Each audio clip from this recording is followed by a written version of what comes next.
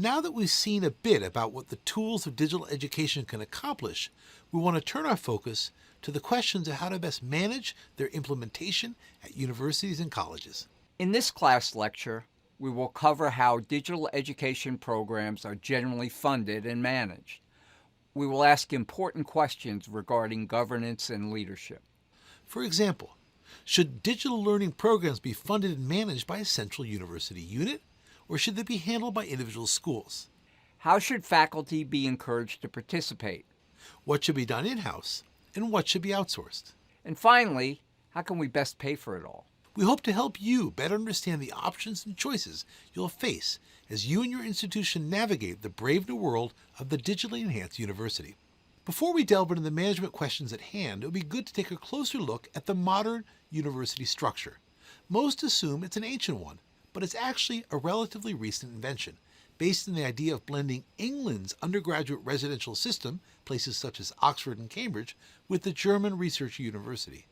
These models were combined to form the modern American university, where undergraduate education and graduate research coexist. But this model, now copied the world over, is built on a couple of key assumptions that have important implications for teaching and learning. First, it's assumed that researchers are automatically great teachers. This is not always the case, at least not without support and training. Another key element of the modern university is the idea of faculty governance, the idea that professors should also manage the university. It was created to protect academic freedom and to defend against external political interference. But research expertise doesn't necessarily translate into the management skills needed to run complex digital education initiatives. Wise academic leaders now recognize that bringing in area experts, at least as advisors, really helps. Another challenge that leaders must overcome is the built-in bias that many universities have against creating learning for wider audiences and using technology in general.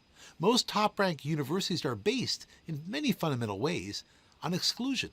They're hard to get into, they have high standards, they are, by definition, exclusive.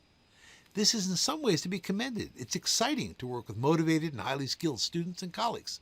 But the fact remains that our leading universities are generally more oriented towards training the few rather than the many. Another challenge is the fact that for professors at top universities, online education has historically been connected with for-profit, low-prestige learning, and thus something to be avoided. This is the basis of an anti-technology bias that leaders must recognize and overcome at their institutions if they're to create high-quality digital learning for new students of all sorts. Another key issue that must be explored is the question of the different economics of creating digital programs for external, fee-paying student populations versus digitally enhancing on-campus classes. As noted in previous discussions, the assets created for one program can often be used for others. Both external fee-paying programs and on-campus classes need well-designed websites and can benefit from recorded lectures or case studies. But new online degree programs generally bring with them new revenue streams. Digitally enhancing internal classes generally does not. The economic impact of improving on-campus learning is more indirect and longer term. Improving core course offerings on campus will eventually drive increased enrollments and bring new funding. But these positive impacts are indirect and will take a while to appear. Strong leadership is needed to get there. Another key question that must be addressed is whether digital education projects should be centrally run or managed in a decentralized way as part of a federal system. Many university programs are run on the federal model, in which decisions are made at the school level. When it comes to academic matters, it's common for schools and departments to have more autonomy, and there's a sound reason for it. Law faculty are well-versed in matters of law, while the medical faculty have an understanding of medicine. But the skills and tools needed to transform traditional learning to online formats are different. They require teams not just of subject experts, but also instructional designers, video producers, editors, writers, and marketing people.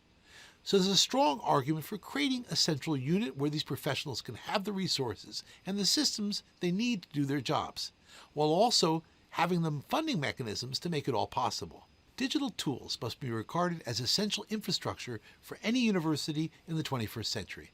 Academic leaders must articulate this fact to key donors and stakeholders. And if you embrace the idea of creating a central digital education unit, the question becomes, how do you build it? There are several models. One is in a partnership with an outside online program management company or OPM.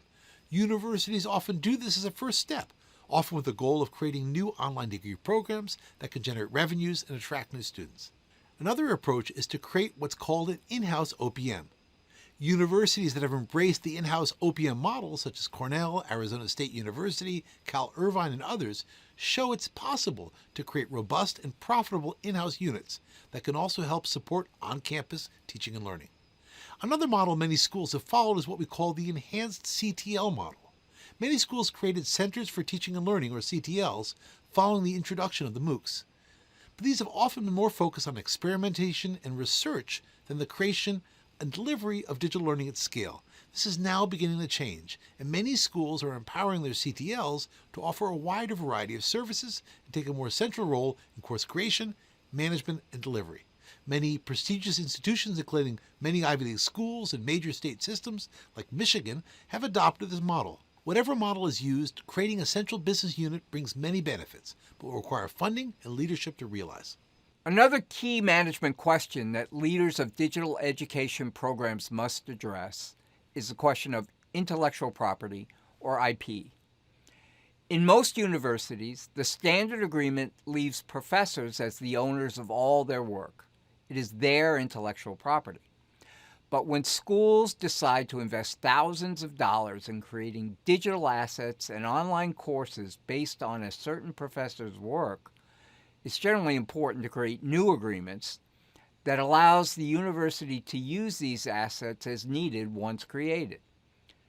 These agreements are similar to book publishing deals and often include payments to the professors for their time and work.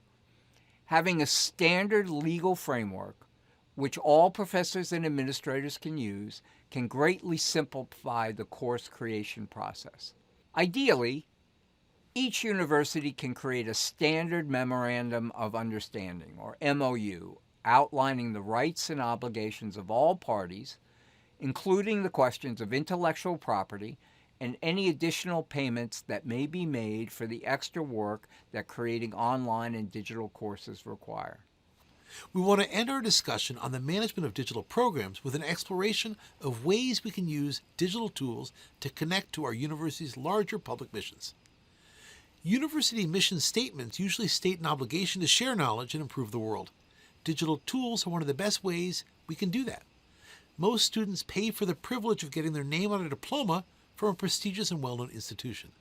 And if some of the course content that they study is also shared more broadly, it generally does not undermine the value of their degree. This fact is key, and it means that universities can afford to share digital assets without undermining their core business. Investing in high-quality digital education can improve learning on campus and also allows for lower cost or even free programs that use many of the same materials. One exciting example of this dynamic at work is the pioneering computer science master's program offered by Georgia Tech. When it first offered a computing master's for $7,000, a fraction of its normal in-person program, many felt it would undermine its core offerings. But the opposite happened. By investing in digital enhancement, Georgia Tech expanded learning to thousands of new engineers. It also improved its on-campus program, which used high-quality digital tools to rise to the top of program rankings. We encourage you to learn about this inspiring story and others like it in the From Theory to Practice videos that are part of this course.